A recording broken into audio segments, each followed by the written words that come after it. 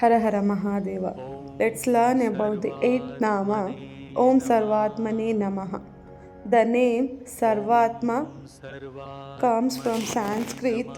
Sarva means all, everything. Atman means soul or inner self. Together, Sarvatmane means the soul of all, the one consciousness that lives in every being and every form of existence. As Sarvatman, Lord Shiva is not limited to a form, temple, or a place. He exists as the inner witness in the humans, animals, plants, and even in the elements of nature. This name expresses the core teaching of Advaita, non duality, that all souls are expressions of the same divine consciousness.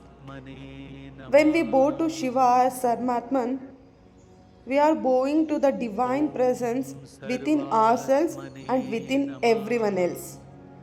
This name reveals that there is one soul appearing as many.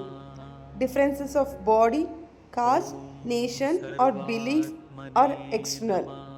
At the deepest level, all are Shiva.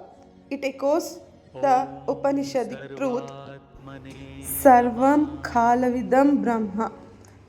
Everything is divine. Chanting Om Sarvatmane Namaha helps us to develop compassion and empathy, reduce ego and sense of separation, feel unity with all life. When we hurt another, we hurt ourselves. When we serve others, we serve Shiva. This name teaches us to see God in every being, treat others with respect and kindness, live with awareness that Shiva lives within all hearts. Har Har Mahadeva.